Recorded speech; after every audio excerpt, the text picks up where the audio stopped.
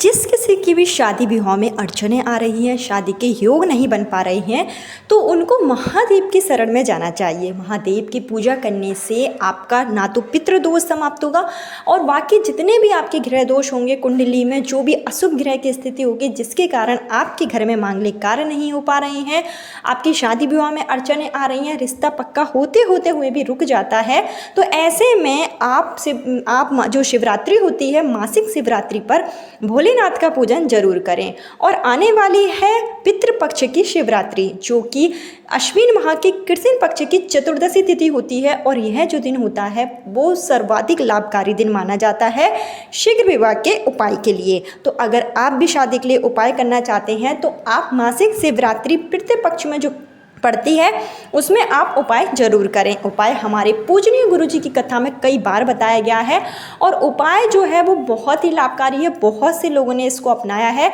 तो अगर आपकी भी शादी में अड़चनें आ रही हैं, माता पिता हैं अपने बच्चों के शीघ्र विवाह के लिए परेशान हो चुके हैं, बच्चों की उम्र निकलती ही जा रही है और वो विवाह बंधन में नहीं बन पा रहे हैं, तो ऐसे में इस उपाय को आप जरूर करें। इस उपाय को जो भी कुंवारी लड़कियां या लड़के करते हैं वो अति शीघ्र विवाह संबंध में बंध जाते हैं। आपको बता दें कि इस बार की जो मासिक शिवरात्रि है जो कि अश्विन के महीने में शुरू होगी, अश्विन माह जिसमें पितृपक्ष मनाया जाता है और माँ दुर्गा के 9 स्वरूप की पूजा अर्चना की जाती है। तो ऐसे में पितृपक्ष के दौरान जो मासिक शिवरात्रि पड़ती है उस दिन अगर आप भोलेनाथ के समक्ष जाकर उपाय कर लेते हैं, भोलेनाथ की विधि विधान से आप पूजन अर्चन करते हैं, तो आपके ऊपर जो भी पितृदोष होता है वो बहुत जल्दी समाप्त हो जाता है। देवों के देव महादेव की पूजा करने से जो भी आपके ऊपर संकट होते हैं, जो भी कष्ट होता है, वो कष्ट का निवारण बहुत जल्दी हो जाता है। शादी विवाह में अड़चन का सबसे बड़ा कारण होता है पितृदोष। अगर आपके पितृ आपसे रुष्ट हैं तो आप देवताओं की जितनी भी चाहे पूजा कर लीजिए, आपको शुभ फल की प्राप्ति नहीं होगी, शादी में लगातार अड़चनें आती रहेंगी। तो आपको अपने पितरों को प्रसन्न जरूर करना चाहिए। पितृपक्ष के दौरान आप अपने घर में अपने पूर्वजों का श्राद्ध जरूर करें, उनके नाम से कुछ ना कुछ सीधा आप दान जरूर करें। पितृपक्ष के दौरान अगर आप पूरे पितृपक्ष के दौरान जो 15 दिन होते हैं एक नियम बना लेते हैं कि आपको अपने पितरों को तर्पण करना है, यानी कि एक लोटे में जल लें, काली तिल डालकर घर के दक्षिण दिशा की तरफ मुख करके अपने पितरों को तर्पण करें। ओम सर्व पितृदेवताभ्यो नमः मंत्र का जाप करते हुए पितरों को याद करें। ऐसा करने से आपके पितृ प्रसन्न होंगे और जब पितृ प्रसन्न होते हैं तो घर में मांगलिक कार्य बहुत जल्दी शुरू होने लगते हैं। तो अगर आप भी अपने बच्चों के शीघ्र विवाह के लिए परेशान हैं तो पितृपक्ष में पितृदोष के निवारण के लिए कई उपाय होते हैं, आप उपाय जरूर करें। जिसमें से एक बहुत ही अच्छा उपाय है जो मैं आपको बताऊंगी इस वीडियो में, जो आपको करना है शिवरात्रि के दिन। आपको बता दें कि इस माह की जो शिवरात्रि पड़ेगी वो 19 सितंबर को होगी। शिवरात्रि तिथि की शुरुआत जो है 19 सितंबर को देर रात्रि 11:36 पर शुरू होगी और इस तिथि की समाप्ति जो होगी 20 तारीख को रात्रि में 12:57 पर होगी। तो जो शिवरात्रि का जो पूजन किया जाता है वो निशिता काल में किया जाता है, इसलिए 19 सितंबर को ही शिवरात्रि का दिन मनाया जाएगा। 19 सितंबर को ही आपको उपाय करना है। जो भी मैं आपको इस वीडियो में बताऊंगी वो आप सच्चे मन से उपाय करें, पूर्ण श्रद्धा से करें। सिर्फ आपको एक दिन ही उपाय करना है और एक दिन के उपाय से आपको शुभ फल की प्राप्ति अति शीघ्र होगी। शादी विवाह में आ रही अड़चनों को दूर करने के लिए पितृपक्ष की शिवरात्रि काफी लाभदायक मानी जाती है। तो इसके लिए आपको किस तरीके से उपाय करना है, क्या चीज़ों की आवश्यकता होगी, क्या नियम आपको अपनाने हैं, इसकी संपूर्ण जानकारी आपको इस वीडियो में दी जाएगी। लेकिन आगे वीडियो शुरू करने से पहले हमेशा की तरह आपसे मेरा निवेदन है कि अगर अभी तक आपने मेरा चैनल ज्ञान कुंज को सब्सक्राइब नहीं किया है तो चैनल को सब्सक्राइब जरूर कर लीजिए। वीडियो पसंद आए तो लाइक कीजिए और कमेंट बॉक्स में हर हर महादेव ओम नमः शिवाय जरूर लिखें, जिससे कि भोलेनाथ की कृपा आप पर और आपके पूरे परिवार पर हमेशा के लिए बनी रहे।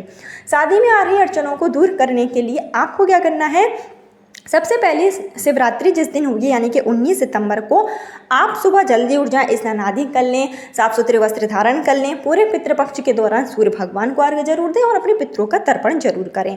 उसके बाद में आप जो है अपने घर में किसी भी घर में जो भी आपके घर में साफ सुथरी जगह हो, दक्षिण दिशा की तरफ बाती करते हुए एक आप सरसों के तेल का दीपक अपने पितरों के नाम से जरूर जला लें। ऐसा करना काफ़ी शुभ माना जाता है। इसके साथ ही जो आपको उपाय करना करना है शीघ्र विवाह के लिए, उसके लिए आपको एक लोटे में जल लेना है और उसमें आपको थोड़ी सी मात्रा में आप जौ मिला लीजिए, थोड़ा काली तिल मिला लीजिए और थोड़ी मात्रा में सफ़ेद कलर के फूल मिलाकर, थोड़ा सा पीला चंदन मिलाकर आपको जाना है शिव मंदिर में। और इसके साथ ही आपको लेकर जाना है गाय के दूध से बना हुआ घी, यानी कि जो घी का आप प्रयोग करेंगे इस दिन वो गाय का ही घी होना चाहिए, इस बात का ध्यान रखें। तो अगर जैसे कि आप घर में घी वगैरह बनाते हैं तो आप गाय का दूध लेकर फिर घी बना लें, नहीं तो आप जहाँ से भी घी लेते हो तो आप बोल कर रखेंगे मुझे गाय के घी की ही आवश्यकता होगी। ज़्यादा घी नहीं लेना है, सिर्फ आपको 1 चम्मच यानी आधी चम्मच की मात्रा में घी का आपको प्रयोग करना है। तो और इसके अलावा आप शिव जी पर चढ़ाने के लिए आपके पास पूजन की जो भी सामग्रियाँ वो लेकर जा सकते हैं। सामग्रियाँ आप अपनी क्षमता अनुसार लेकर जा सकते हैं, लेकिन इस उपाय के लिए जो चीज़ों की आवश्यकता होगी उसके लिए 1 लोटे में जल, काली तिल, जौ जो आपको इजीली मार्केट में मिल जाएगी और थोड़ी मात्रा में आप पीला चंदन डाल लीजिए, सफ़ेद फूल भी डाल सकते हैं।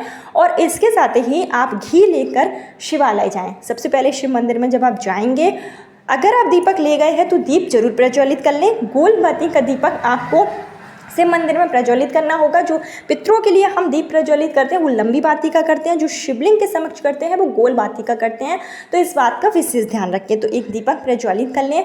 उसके साथ ही आपको क्या करना है कि जो आप घी लेकर गए हैं, जो भी लड़का लड़की की शादी में रुकावटें आ रही हैं उनको यह घी अपनी अनामिका उंगली से, सबसे पहले तो अनामिका उंगली में उंगली जो है आपकी मध्य उंगली के बगल वाली जो उंगली है वो अनामिका उंगली होती है, और सीधे हाथ से आपको ये जो घी अनामिका उंगली में लगाना है। और शिव जी की जो पिंडी है, शिवलिंग पर आपको पिंडी में अच्छे तरीके से घी का लेपन कर देना है। पहले थोड़ी मात्रा में अनामिका उंगली से लगाएं, फिर अच्छे से हथेली से शिवलिंग की जो पिंडी होगी वहाँ पर घी का आप लेपन कर दें। उसके बाद में वो आपको जो घी है जिससे आपने लेपन किया है उसी घी को थोड़ा सा आपको अनामिका उंगली में एक बिंदी की तरह लेना है और देवी अशुभ सुंदरी की जगह पर आपको यह जो घी है वो अच्छे से मतलब एक बिंदी आपको वहाँ लगा देनी है ऐसा। और जब आप बिंदी लगाएंगे तो उस समय आप जो है पीवरी नाम का स्मरण करेंगे। पीवरी जो कि सुखदेव की पत्नी है, जो कि पितरों की कन्या है और सुखदेव की पत्नी है। तो अगर आप पीवरी नाम लेकर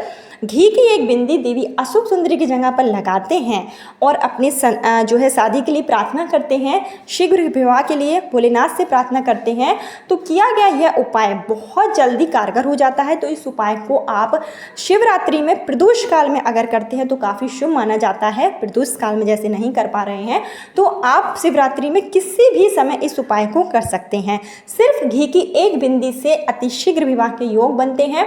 जब आप घी की बिंदी लगा लें, पीवरी के नाम का स्मरण कर लें, अपना नाम और गोत्र कर बोलकर शीघ्र विवाह की कामना कर लें। उसके बाद 1 लोटे में जो आप जल लेकर गए हैं जिसमें आपने चीज़ें मिलाई हैं वो जल आपको श्री शिवाय नमस्तुभ्यम का जाप करते हुए धीमी धार में शिवलिंग के ऊपर चढ़ा देना है।